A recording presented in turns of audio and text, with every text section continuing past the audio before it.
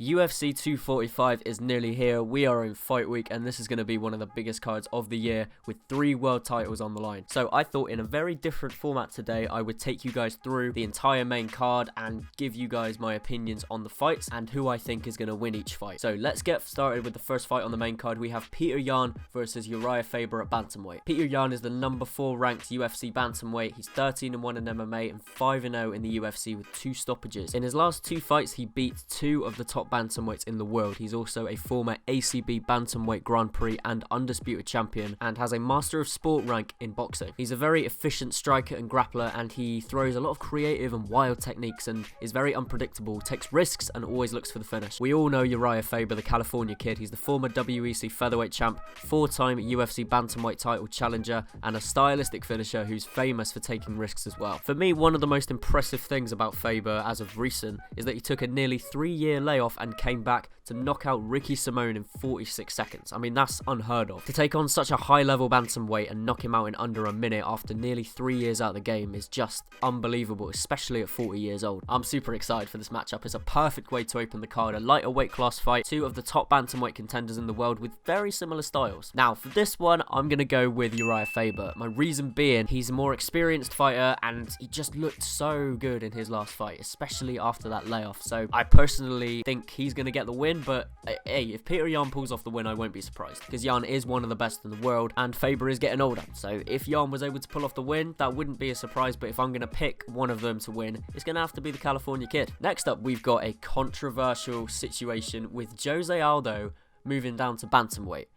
Yeah, as we've seen on social media, the guy is struggling. He looks like a stick figure. My man's looking like he was carved out of stone and is living off 500 calories a day. He doesn't look healthy at all. I just don't understand why Aldo is moving down to bantamweight. You would expect him to move up to lightweight. He already cuts so much to get down to 145, and he is very well known for struggling later in fights because of that weight cut. The thing is, the in thing in MMA at the moment seems to be moving up or down a weight class. We've seen it time and time again with champions moving up or down and gaining a second world title, or just contenders moving up or down a weight class and having a lot of success. Aldo's opponent for UFC 245 this Saturday is Marlon Moraes, one of the best in the world at bantamweight by far. His last fight was against Henry Cejudo, a fight which he lost but started out very well, winning the first round with good technical striking. Leading up to that Cejudo fight, he was on a roll. He won 4 fights in a row, one of them being a highlight reel knockout of Aljamain Sterling and the other being a quick knockout of Jimmy Rivera. His last 3 wins at bantamweight have all been stoppages, all against top 5 135 fighters. He's got an explosive style with a lot of early finishes, however, he does tend to fade as the fight goes on, and the Cejudo fight is a perfect example of that. He just looked a different class to Cejudo at the start of the fight, but as it went on, he got tired and Cejudo, the grinding wrestler, managed to break him down and eventually ended up finishing the fight. Now, taking all of the 135 debut controversy aside, Jose Aldo is one of the best fighters in MMA history by far. Former 7-time defending UFC featherweight champion, an explosive striker with a world-class Brazilian Jiu-Jitsu black belt. When this man's on a good day, he is a dangerous matchup for anyone. His last 2 fights before his most recent outing against Volkanovski,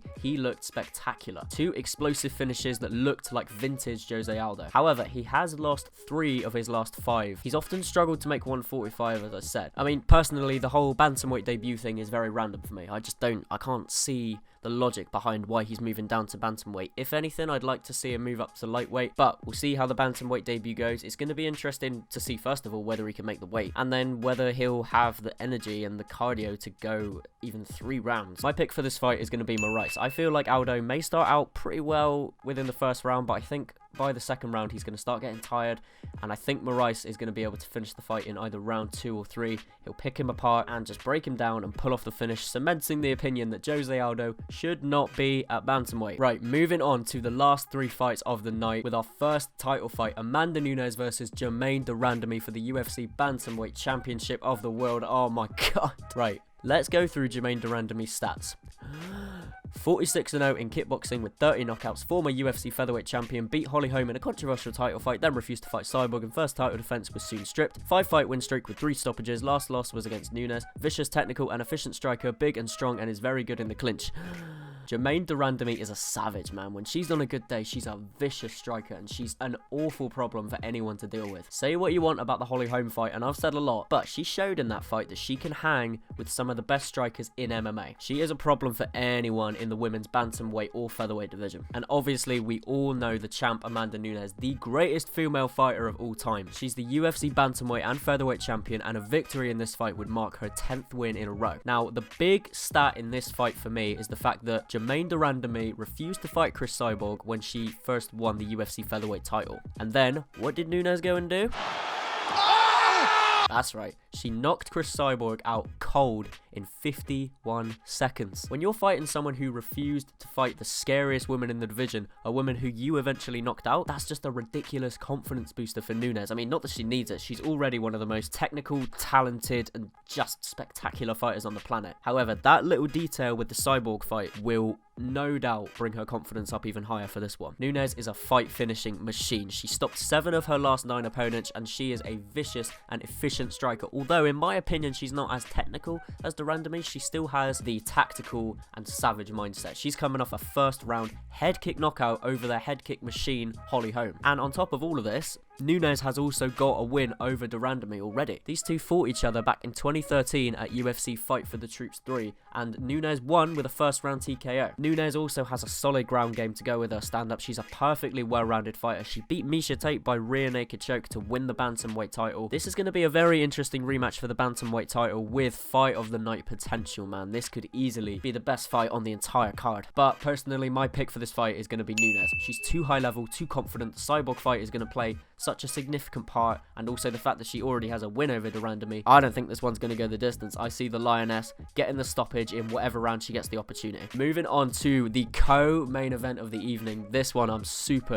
excited for. Max Holloway versus Alexander Volkanovski for the UFC featherweight title. This one is super interesting because both fighters have a very similar style. They both use pressure and volume. Volkanovski is the #1 ranked UFC featherweight, and he's 7-0 in the UFC. Volkanovski is a former rugby player. He's short, stocky, and powerful. He's got great cardio, a strong submission game, and as I already mentioned, he's a pressure and volume fighter, and he just breaks his opponents down. And there is no better fight to show this than his fight against Jose Aldo, where he just used efficient striking and volume and pressure and broke Aldo down over a 3-round fight. And on top of that, before that fight, he finished Chad Mendes back in December 2018 in the fight of the night, and he beat Darren Elkins before that in July of that same year. Volkanovski is a huge threat to Holloway's throne, and in my opinion, his greatest challenge yet. However, we are talking about Max Blessed Holloway here, the best featherweight of all time, 3-time defending UFC featherweight champ, and his fight against Brian Ortega is one of my favourite fights to watch. I've watched that thing at least 10 times, man. It's just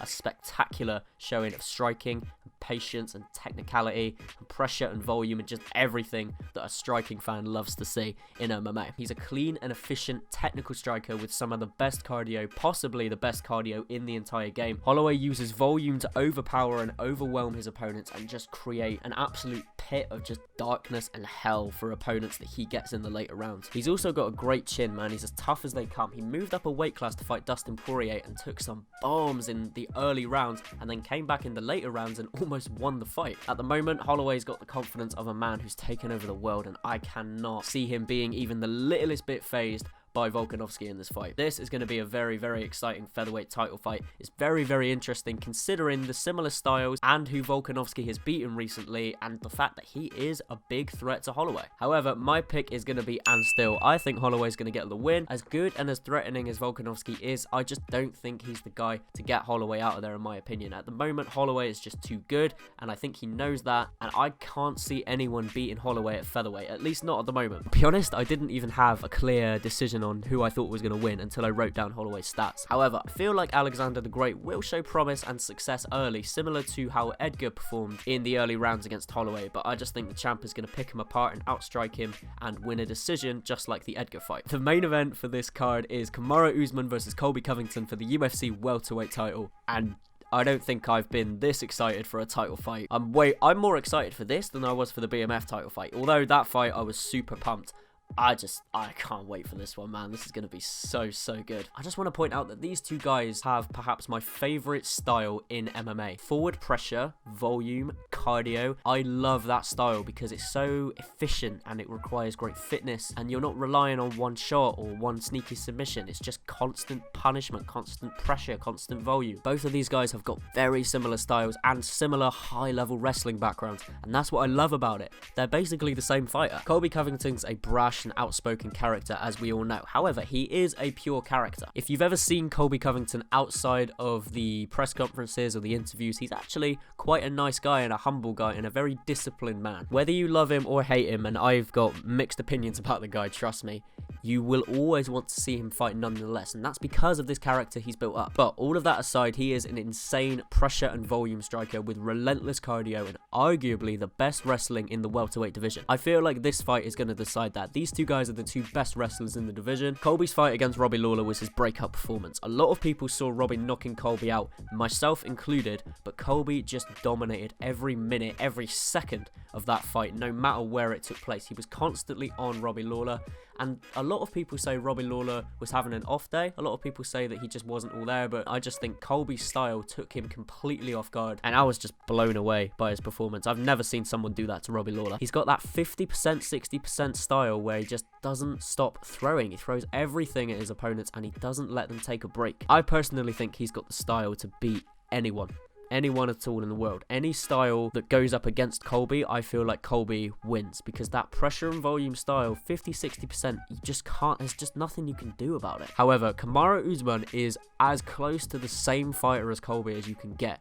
The guy's got world-class wrestling, fantastic cardio, and also a relentless pressure and volume style. And I just want to point out that due to knee injuries, Kamaru Usman can't run. He can't run. He doesn't run, and yet he's got some of the best cardio in MMA, period. Now, when we're talking about breakthrough performances for the champ Kamaru Usman, it's gotta be the Tyron Woodley fight. I was completely blown out of the water by that fight. This is, again, one of my favourite fights to watch back, because he just dominated one of the best fighters on the planet at the time for every minute of that fight. Wherever it took place, Kamaru Usman just looked a completely different class. That second round where he had him mounted and Woodley couldn't get out and he was just dominating. That performance for me, one of the best ever in MMA. Look, at the end of the day, this is an incredibly close matchup between two clones of each other. Relentless pressure fighters with solid cardio and great wrestling. Now, my pick for the main event. Personally, I think Colby Covington is going to do it. As much as I hope Usman wins, and I do because I like Usman a lot as a person, I think he's a great guy, he's a hard worker, and he's the champ. It'd be great to see him defend the title, and the fight really is a coin flip. But look, if I had a gun to my head and I had to pick the winner, I'd have to pick Colby Covington, man. The fight is likely to stay standing due to both men's high-level wrestling games, but I think Colby's more likely to shoot, but personally I think the fight is going to stay on the feet more because of the confidence both men have now in their striking. I think the confidence that Colby will have coming off of that Lawler fight is going to give him an edge, and if he comes out and fights Usman the way he fought Lawler, he's going to wear him down with his volume. But look, I can't pick whether this fight's going to go the distance or whether it's going to end in a finish. I'm not sure, and I know Usman can do it. I just feel like Colby's got it. Colby's going to try and make America great again. Tomorrow's going to try and defend Nigeria. Let's go, baby. That's my analysis on the UFC 245 main card. We're in fight week. I can't wait. Thank you guys very much for watching. Hope you all have a good day, and I will see you in the next video. Bye-bye.